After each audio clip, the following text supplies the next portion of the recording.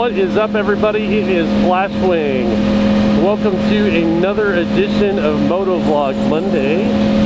I hope you guys are enjoying the new format. I can tell you that so far it's actually been a little bit easier to put together for me, so don't hesitate to leave suggestions down in the comment box if you guys are liking it, not liking it.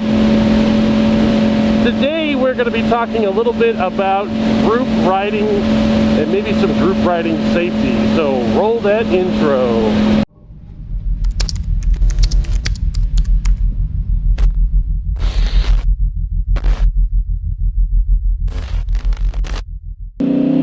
So my good buddy Downshift attended the Georgia Motovlogger meetup, and posted a comment that caught my attention that this would have been last week.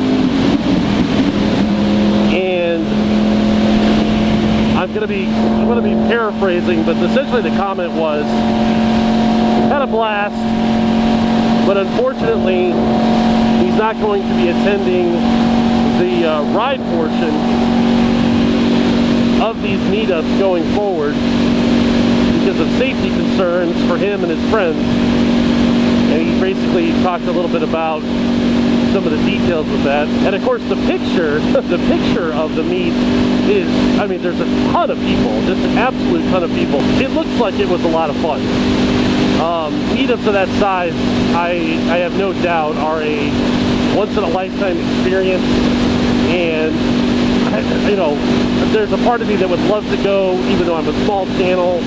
I would love to go because I have a few larger channels that subscribe to me and know who I am, and it'd be really great to meet them in person. But the ride portion of those types of events, it absolutely frightens me. And it frightens me because you have a large combination of various different types of riders. When you put those particular riders together at the same place at the same time, it can be a recipe for disaster. So I want to talk a little bit about some group riding safety, but let me kind of lay the groundwork for you. It's important that you're very picky, and I believe, and I would say it's also important that you're very judgmental about the people that you ride with in a group riding setting, because it literally could save your life to be discriminatory in that regard. If you have a really large group of people, it only takes one bike making a bad decision to cause a huge pileup of riders. That's usually my biggest fear with group riding, is you have people, because especially at a motovlogger meetup, you know there are going to be cameras. And as a result of there being cameras, it's true that people do act differently when they know they're being filmed. And there's a lot of arguments about how that has impacted motorcycling, knowing that you're on camera and maybe taking bigger risks so that you can get it on film. There's some validity to that. The difference with the motovlogging community is when you get accustomed to having the camera on all the time. So people will go to these events knowing ahead of time that there's going to be a lot of cameras, there's going to be a lot of vloggers, and they want to be, they want to be famous. They want to be featured on someone's channel. They want one of the big motovloggers to be like, oh man, look at that guy, he's doing a sick wheelie. What's this guy's name? Does this guy have a channel? And I mean, it could be a big breakout. There's always that possibility, right? I mean, then you throw in the mix of inexperienced riders that, have not, as Downshift mentioned, have probably not ridden in groups of more than 2 or 3 people, and riding in a large group is way different. So the best upfront piece of advice I can give you is be very picky about who you ride with. And it's important to find a good riding style that matches your own. If you're a slower rider, and I'm not saying that from a skilled perspective, but if you're the kind of guy who likes to lay back and cruise, you're probably not going to want to ride with a bunch of guys who are interested in speed. If you're a guy interested in speed, likewise, you're probably not going to do very well with riders who are just interested in cruising. But more importantly, you have to be aware of your surroundings. I mean, when I talked about, you know, awareness, group riding awareness is really, really, really important, because you have to know at any given time, you have a lot of data that you have to be aware of. You got to be aware of what's in front of you, what's behind you, who's beside you, and those things can change very rapidly because bikes are so small and they fit into so many different tiny places that adjustments can be made in a very, very quick fashion.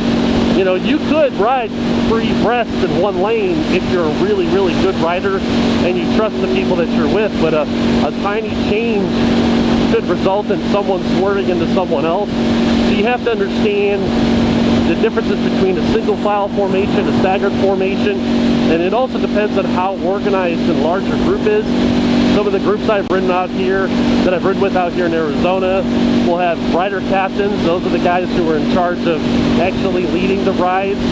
They'll make sure that the groups are split into manageable different, you know, groups of like 10 people, and each one of those 10 people groups has got a leader that knows the route. Some of the other road captains will also block traffic to make sure that all the riders can exit safely and stay together. And there's some important stuff with that, because if you split the riders up, people will have a tendency to want to catch up, and they may take additional risks. Within the group setting too, hand signals become even more important. You can't just rely on turn signals. Use your hands, use your legs, letting people know if you're changing lane position, if you're moving to a different lane. I even like to use the hand signal for when I'm stopping, just to catch people's attention sometimes. I haven't done a lot of very large group rides. I've probably been about half a dozen large group rides since I started riding. I'm not an expert in it. I tend to avoid them on purpose. I like to ride with large groups to get the experience, but it's not something that I prefer to do. I prefer very small groups, and I mean probably 3 to 5 bikes in general is probably about the largest I prefer to ride with. And they're all people that I trust. And I want to point out the fact that there's nothing wrong with being discriminatory or judgmental about the people that you ride with. It's important. It's important that you have people that you trust, because you need to know what these people are going to do, you know, under certain circumstances, you know, and that's the kind of information that can make the difference between you staying safe or perhaps, you know, something awful happening. So I just want to acknowledge what Downshift said, that I completely agree with his statement, and I applaud him for putting the safety of himself and his friends ahead of any potential group meetups or rides, not letting that you know, influence his decision. So thanks for riding today, guys. Hope you enjoyed another Motovlogger Monday, and we will see you out there.